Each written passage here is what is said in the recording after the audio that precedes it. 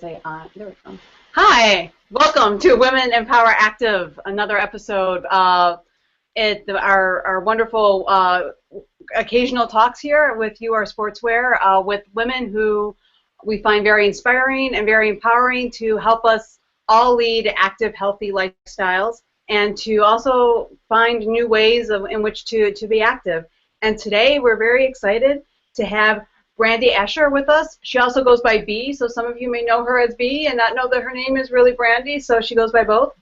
She's with us today, former marathoner, now a strong woman based in Detroit, and she's here to talk to us about strong women competition and a little bit about her journey. Just want to remind everyone at the top that if you have any questions, you can tweet them to You Are Sportswear and use the hashtag #StrongWomen, and we'll get to as many as we can at the end of our conversation. So, Brandi, welcome to Women Empower Active. Hi, thanks. I'm about to be really awkward for the next however long, so bear with me. Well, we'll try to make it as less awkward for you as possible. But first, I guess, just for our viewers and our listeners who may not be familiar, tell us what a strongman, strongwoman competition is. To describe that for us. So strongman is, a lot of people, what they're most familiar with is like the world's strongest man competitions that you see on like ESPN and things, with the great big guys who lift logs and trees and cars and all kinds of big crazy stuff like that. And that's essentially what it is. It's a lot of functional kind of odd object carrying, picking, moving. There's the main movements: squats, deadlifts, presses. But then what we're doing for that varies. I mean, the car squat has been a big thing lately, but a lot of times deadlifts, 18-inch deadlifts, Atlas stones. I think that's a picture you guys used for promoting this as an Atlas stone going over the bar. We do log clean and press. We also pick up objects and move them, so you can't just be strong, you have to be strong and fast, or relatively fast. So, yeah, so it's pretty much whatever odd, heavy, awkward things they can possibly give you to move. And so obviously because of that differs. I was going to ask you to maybe contrast it to some other weightlifting competitions or things that people might be familiar with. This is moving and functional as opposed to just lifting things, or some women might be familiar with figure competitions, that sort of thing. Yeah, so like bodybuilding, figure, those kinds of things, that's more for aesthetics. So when they lift, their primary goal is to build the muscle for the aesthetic appeal. When you're looking at strength sports, it's the primary usually is for the strength part to go as heavy or that kind of thing. So we're closer to like powerlifting, which people might be familiar with, where they do the three main lifts: bench, squat, and deadlift. A lot of people confuse it with CrossFit. It's not CrossFit. CrossFit's a different sport, but there's crossover. I mean, one of the big things that's been going around lately is in the CrossFit Invitational that just happened, they were using Atlas stones. So some of the implements are used. The technique's not necessarily the same, but there's some. I mean, that's how a fair amount of people come to strongman, is they find it through CrossFit lately. So. Okay, and how before we get, I want to go back to your story, kind of chronologically, but before we go all the way back, how long have you been doing strong women, strongman competitions? I've been competing for about 1.5 years. I've been doing training strongman for almost 2 years. Okay, and you go back. I was reading through your website and your blog post, which we'll post a link somewhere for people who want to check it out because it's great. Tiny Tank Life, right, at blogspot.com. And I was reading. You had a post.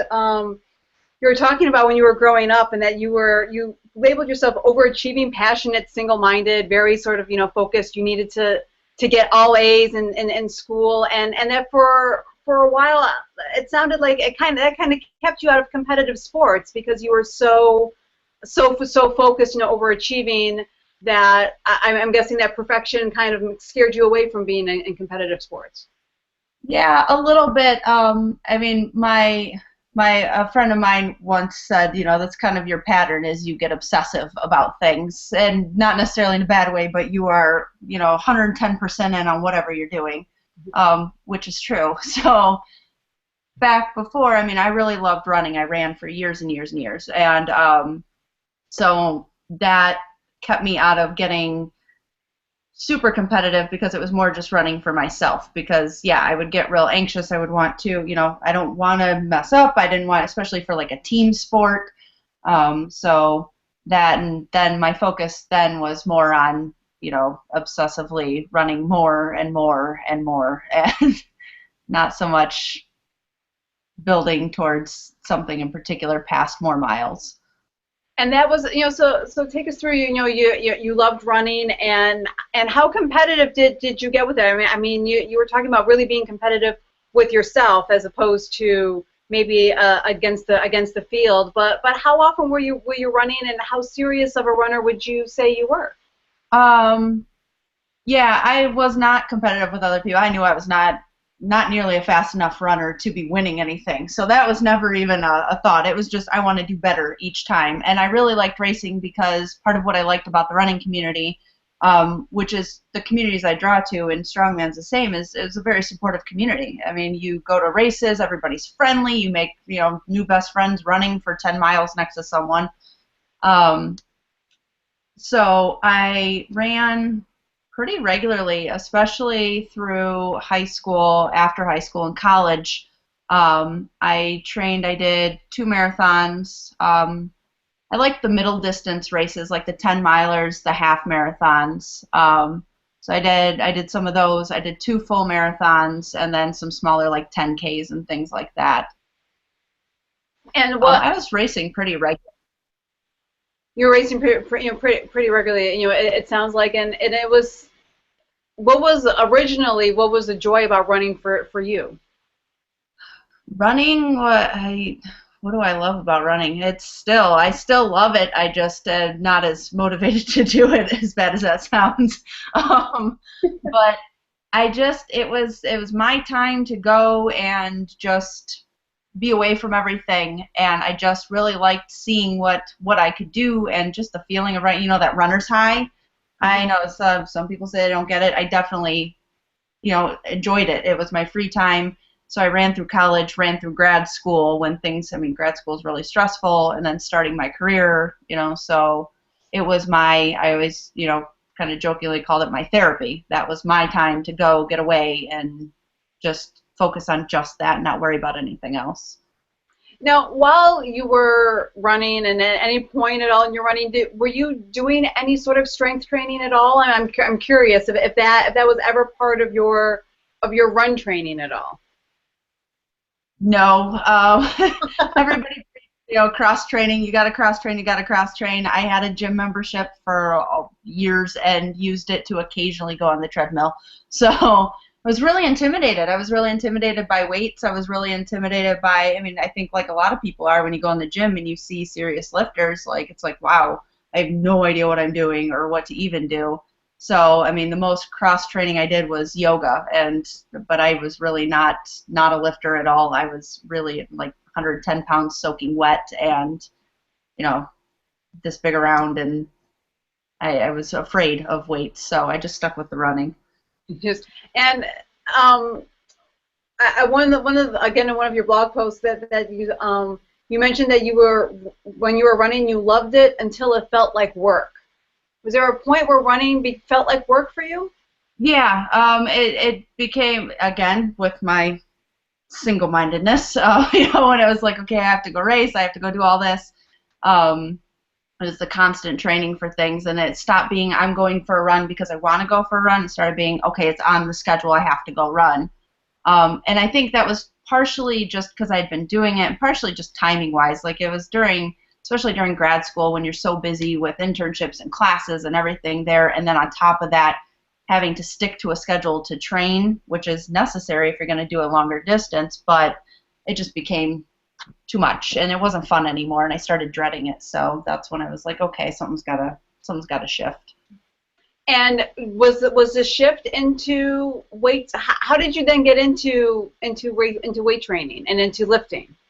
Weight training happened because I went through a really tough time. Like life happened basically, and a lot of things changed, and I moved to where I am now, like physically my house, and it was kind of this whole new one of those points in life where you go, okay, I got a new start. I've got this opportunity to change things, do some things different.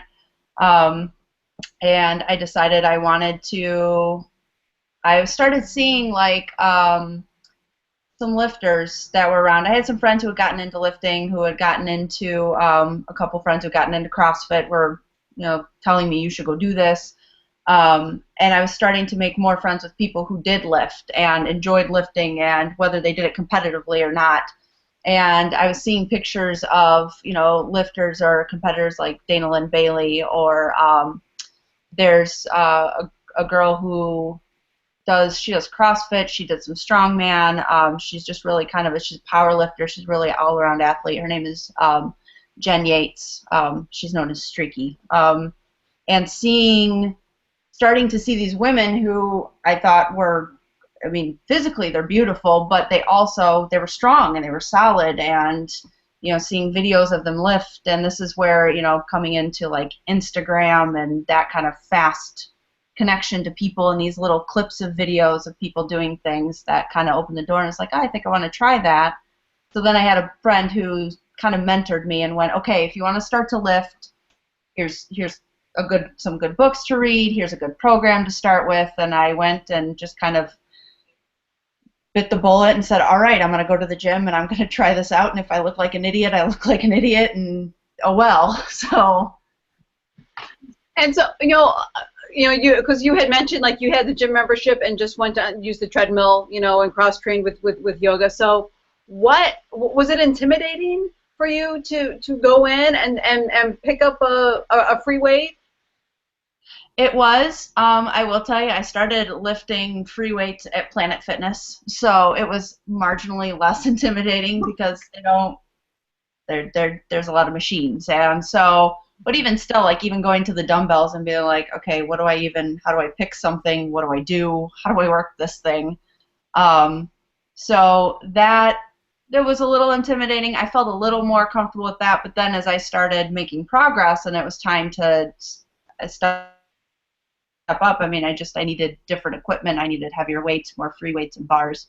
So I switched over to a bigger, like a more lifting gym, like a Powerhouse. And that was, I remember the first time I walked in there, I was like, oh boy, like, all right, we're just going to give this a try and hope that I don't look like a total idiot. And I really was hyper aware, I think, the first couple of workouts of people around me and and then I realized as I was working out, like, I don't care what the people around me are doing. They probably don't care what I'm doing. It's fine. And then as I got more comfortable in what I was doing, then I started getting confidence in it, and then I really just was like, all right, fine, whatever. I'm just going to come in and work out. So were you like, you started at Planet Fitness, so that kind of takes a little bit of the intimidation factor down because people aren't necessarily, maybe they are pushing big weights at Planet Fitness, but typically aren't. So did that give you kind of a way to ease into? Did you ease into it a little bit, at least maybe mentally, and develop some confidence with what you could lift? Yeah, because when I first started lifting, I was doing more like bodybuilding training. I did a little bit of powerlifting when I switched to a new gym, but nothing huge or spectacular. Just then I got really into it. I decided I wanted to compete in a figure competition, so that's what I started training towards. So for a long time when I lifted, it was bodybuilder training and bodybuilding and working towards a figure competition. I had a coach for a little while who was doing my nutrition and my programming and all of that. So that's how I started to lift. So it was me and the bros in the weight section lifting. And for people who may not, the difference in maybe in your workouts between bodybuilding versus more powerlifting, what are some of the different maybe things that you would do? So there was a lot more isolation work, meaning I was targeting specific muscles, like working biceps or triceps or my quads or something very specific. You know, when you move into powerlifting and strongman, that stuff I think can still be pretty helpful, especially if you've got weak areas. But overall, the main lifts are full body lifts. So, you know, they're much more multifunctional than just, I'm not just, certainly not just lifting something with a bicep or, you know, my hamstrings. There's no machines. There's not quite that piece. So you change, you shift in how you're programming and what kinds of lifts you're doing and what kinds of equipment you're using. And how did, as you got into lifting and strength training and powerlifting, how did that compare for you as far as mentally and emotionally, that how that went to when you were running? Was it a different, because running was a certain release and a certain, you know, gave you a certain thing for a number of years. Did you find something, was it similar in lifting, or was it a completely different experience for you? It was a little bit of both. I mean, I felt definitely it was something I liked doing, and I found the more I did it, the more I loved doing it. And so it was that similar in that regard. Like, you know, this is something I looked forward to doing. When I first started lifting, I was a dedicated, like, 4:30 a.m. gym goer. I'm not so much that now, but I used to be. And it was something I really looked forward to. And then what I found was different for me, and that was that just there's a different quality to it. My confidence started going up, and I started really, instead of an escape, it was a gain for me, a gain of confidence, and it was something I started to feel more like I knew what I was doing, I felt competent, and then it's a really interesting shift that happens when you start actually, instead of, you know, when I was running, my mentality was also a little different regarding my body and food, and I wanted to be as small as possible. And I think when the scale hit 110, I was panicking, and, you know, I was too heavy. And I was a vegetarian for the better part of 10 years, and I was even vegan for a while. But I'll be honest, I missed ice cream, so that didn't work out. So I think my mentality shifted too, because I stopped worrying about being, I didn't want to be small anymore. I didn't want to be tiny. I didn't want to be, I wasn't worried about the number on the scale, because as I gained muscle, as I gained confidence, I didn't even own a scale anymore. I got rid of it. And I weighed myself at the gym every now and then and found out my weight was going up, but I was filling out, and actually I started feeling like I took up space in a good way. Like I finally felt like I exist. I take up space. I'm solid. And so that confidence that comes from that, I think, is what you see in a lot of women that start lifting. They start expressing it like, I feel really confident in myself, and I like who I am, and I like how I look, and I like the way I feel.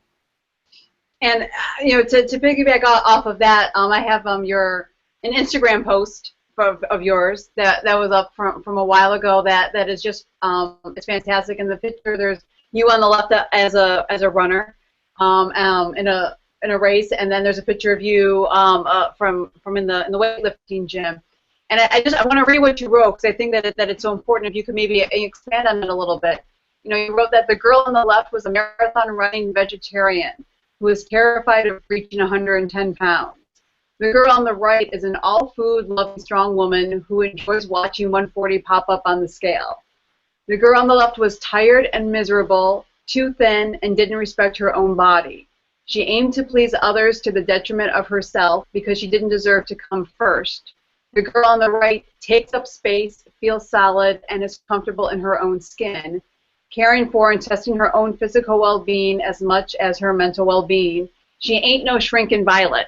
You know, it's and it goes on a little bit, but it sounds like a really profound shift for you when you started lifting and really kind of coming into your own body. Yeah, absolutely. You know, starting to lift really shifted that for me.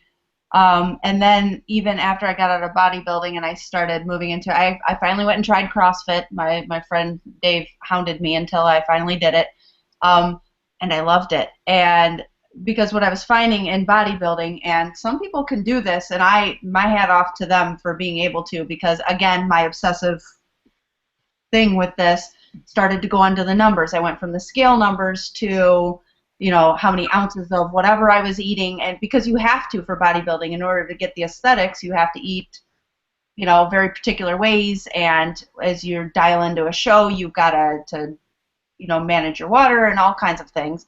And it became a new thing for my brain to focus on numbers instead of a scale. Now it was this. So for me, it was becoming a less healthy thing. So when I shifted into CrossFit,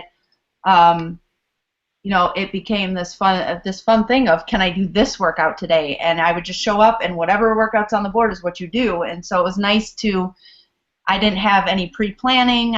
Wasn't like, oh, I have to go do this today. It was just show up and do that thing. It was a fun challenge. And then I realized as I was doing it, the thing I enjoyed most was the lifting weights and the heavy weights and seeing how much heavier and what new max I could hit. And they had a strongman class, and so I started doing that there. And so I finally got to put hands on these implements, and I loved it. And that's what I look forward to all week, was getting to do that stuff. So I think as much as lifting in general shifted things for me, when I found Strongman and when I really started training dedicated Strongman, that's when I really was like, this is my thing, and this is something I enjoy. And unfortunately, there's a little bit of focus on weight because there's weight classes, but not an obsessive kind of way. So that's good for me because I don't have to worry about that.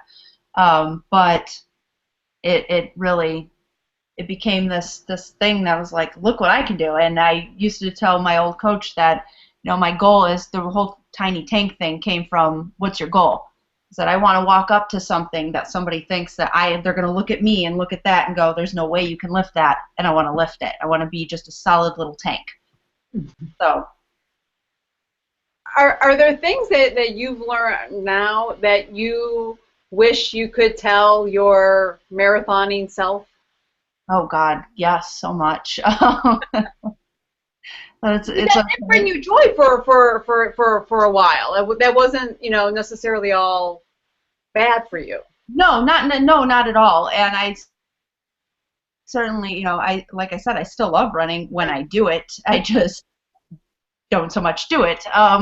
But I wish I could tell myself, like, it's okay to take up space. It's okay to not worry about your weight. It's okay to, I always had like bigger thighs, and I know a lot of women say this, and then you look at somebody and go, but you're so tiny, you're so petite, how does that big? But proportionately, that was my fixation. So wish I could have told myself, it's okay to take up space and to be confident. And the shift that went with that, both mentally and physically, I think, if I could, I see girls, we have teenagers that compete, and actually there's a teenager that's going to be competing this weekend, and she's amazing. And seeing this teen division start to grow, and back at U.S. Nationals in June, we had a couple of teens around, and they're amazing. And I always say, God, I wish I had discovered this when I was a teenager, because I think the way that I would have viewed myself and my body image and those kinds of things would have been so different, and it would have been a much healthier connection with my body, instead of just, I have to use this to escape everything or be this ideal shape or weight or look this particular way, instead of look what I can do, look what your body can do and what you're capable of. So I wish I could go back. I mean, if I could go back, I would tell marathoning me, like, stop worrying about all that and just enjoy it. You don't have to be a particular thing or do a particular thing. Just do it because you love it and enjoy that. That's fantastic advice that we all can, right? Just drink in sometimes. I'm wondering from the standpoint of women in lifting gyms and and powerlifting. The traditional stereotype is, right, women are afraid of getting too big, and I know you talked about not being afraid to take up space and be big, but have you encountered a lot of those traditional stereotypes, either from other women or is that still out there, or is that old news now? Unfortunately, I think in general it is. It really is interesting because I'm so very much a lot of my close friends are in this world, in powerlifting and strongman and all of that. So it's a very different mentality. The women that are in, my tribe, like my people, are similar mentality to me. So a day to day talking to them, no, it's look, I want to lift heavier, I want to be, more solid, I want to put on muscle, but you still definitely run across. I mean, I get plenty of people, and it's kind of a thing that a lot of people talk about. I get a lot of people who ask me about weightlifting, and oh, could you show me some stuff, or oh, I would do that, but I don't want to get too bulky, or I just want to tone. And it's one of those things that at first you're like, oh, okay, and then eventually you start to get a little bit of a twitch in your eye about it, because it's like you have no concept. Like, toning is putting on muscle. That's what gives you shape. So that's what it is. And then sometimes comments from people, either, they're joking, some of them are joking, some of them are not, about, oh, well, don't get too big, or, oh, you don't want to look like a man. I've had someone very, very, I think, well-intentioned, it was an older gentleman I used to work with, oh, for all those things you do and that heavy weight you lift, it's good, you still look feminine, you don't look too masculine, which he meant as a compliment, but really it was kind of like, really? Like, so it's still out there, and it's definitely still a thing that's around, but the more you're in the community and the more you kind of, surround yourself with like-minded people, I think the less I hear it on a general basis, on a day-to-day basis. But unfortunately, it's still out there. I mean, if you read through even like my Facebook feed, it's always interesting to see the conversations that happen about those kinds of things. So I don't know if it'll ever actually go away, because, there's always going to be people who know about this much about something and have an opinion. So for people who might be interested in doing some strength, maybe they're triathletes or they're runners, or they don't necessarily want to go all in on strongman, but they want to have the experience of lifting. Where would someone start? Where would you suggest someone start? I would say, I mean, as particularly to strongman, there's a lot of places to start. There's a lot of training groups. Starting strongman's a really good resource. They have a gym finder, so you can find like local training folks. I run a class at my gym, a group, whatever we want to call it, of strongman people. And the thing that I always remind people when they tell me I'm not strong enough to do that yet, or oh, I don't want to lift all that weight, is that it's scalable. What's heavy to one person is different to the next. So when I've had brand new lifters come in and try out strongman, and they're always surprised, first of all, what they can actually lift. They're like, oh, I had no idea I could do that. But I would say, don't be afraid of it, and don't be afraid of kind of diving in, because it's going to be scaled to where you are. No one's going to expect you to walk in and suddenly, deadlift 400 pounds or 700 pounds or anything like that. It's, where are you at? Where do you want to be? And let's get you there, or let's just try things for fun. I have plenty of people that come in and do that, and then they end up hooked and coming back and loving it. So, I would say get that piece out of your head and find a local gym with people who actually do the sport, who compete in it. It's a really friendly community. It's really easy to get into. I mean, honestly, you can show up at a competition, and I've seen this happen. You show up at a competition and have never done one of the events, and you will have 3 people coaching you on how to do it, 2 people lending you gear. Like, everybody's so friendly. Everybody cheers you on. You cheer on your competitors. You cheer on each other. It's that even if you don't get a lift, if you miss it, if you zero, people still cheer you on. They're super positive, super friendly. So there's a handful of people who are meh, but the majority of the community is that way. So you can't really, when you find the right place, it's not going to be anybody, that kind of stereotype I think that people think of with the strength sports. All these big guys who just, are going to not even give you the time of day if you can't do whatever numbers. It's not like that at all. So I'd say look up a gym, or even look, find me on Facebook, find someone on Facebook. Everybody's happy to point you in a direction. If you're in another state, it's a national community, but it's very small at the same time. So someone always knows someone, or knows someone who knows someone in that state who coaches or does those things. So, it's easy to get connected, and don't be afraid to reach out to people and ask questions or ask for direction. And it sounds like one of the misconceptions too is you don't need to be strong to start, right? Everyone needs to start somewhere, even if you're just lifting the bar. Right. Well, and I always ask people when they say that I'm not strong enough, well, what is strong? Like, how will you know when you're strong? Because, I mean, can you pick up the bar? Well, that's strong. Like, whatever you can do, that's good. What I look at more is not what is your number, what number can you lift, but more, are you willing to come back and try and to dive in and do it? Or are you going to stand there and go, oh, I can't, I can't, I can't? Because that, I can't help you if that's how it's going to be. But if you're willing to dive in and try it and fail and try again and make it, then you're good to go. If you go in and laugh at yourself a little bit, because we all fail. I mean, we all fail lifts. We all mess up. It's totally fine. We have some questions now coming in from Twitter, so we'll get to those. And one of them that's coming in is the question of who inspires you.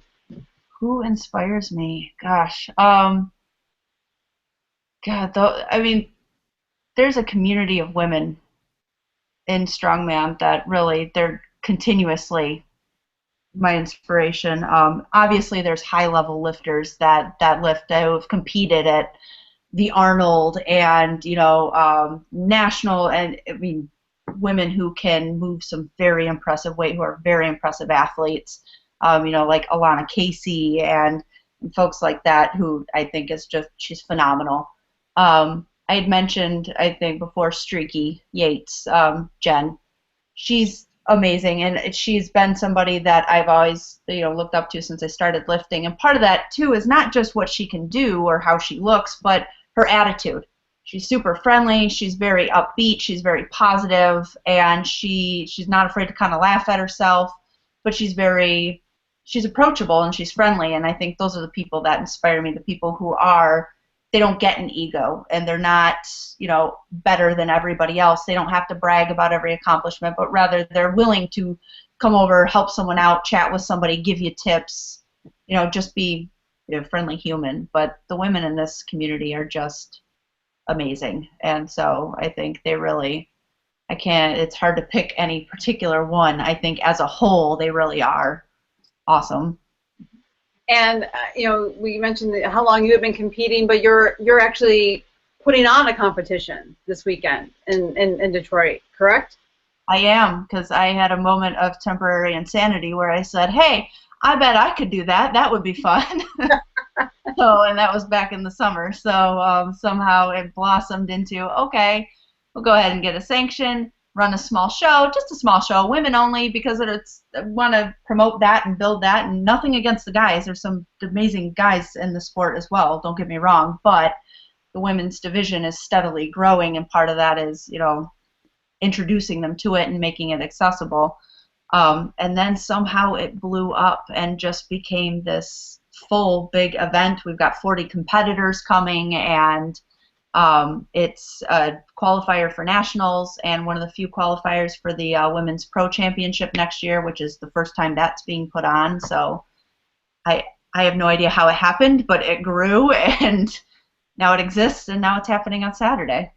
And I know, in your recent blog posts you've been writing, because you haven't been training as much or as regularly as you've been, putting this on, and you're talking about the struggle. Balance is hard, and it was in all bold letters. Balance is hard, and that's something that maybe we want to think that it's easy, right? To just kind of when we get it all together, it'll fall into place. But it's a constant struggle to balance our sport and our passion with our lives. Yeah, and I think part of what's hard about it is the mental piece of not beating yourself up if life happens and you can't get to the gym today. I mean, there's a line between using that as an excuse and just saying, oh gee, I'm tired, I'm not going to go. But I think for me, I started a new job in September, and it's a lot.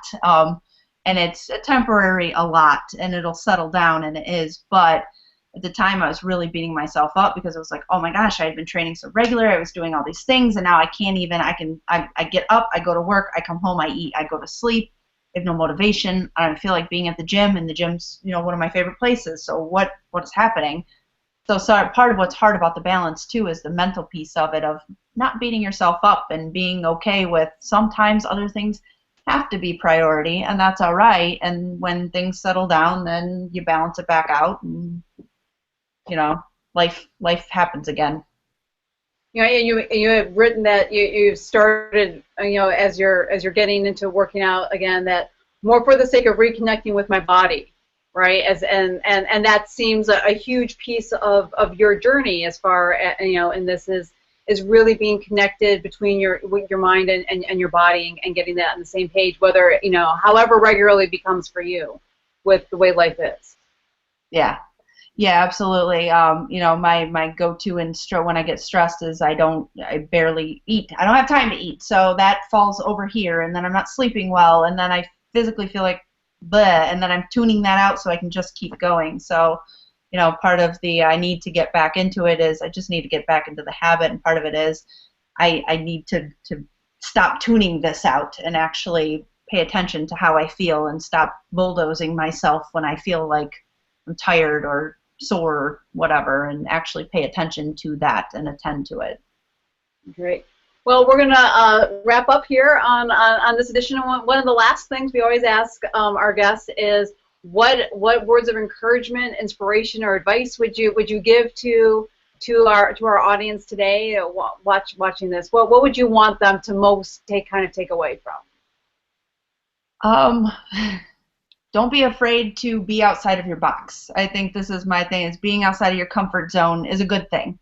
And sometimes when you take that leap and push yourself a little bit, it pays out, immensely. So I think if you think you want to try something, whatever that is, strongman or otherwise, do it. Try it. Don't be afraid to have a conversation, reach out to somebody, give it a try. What's the worst thing that happens? You'd end up not liking it, or you don't do it anymore. Okay, so at least now you know. So I think don't be afraid to be outside your comfort zone a little bit, because I think that's where the fun happens. And just make sure you keep things fun. Keep it fun, make it an adventure, and then as long as you enjoy doing it, it's not work, it's fun.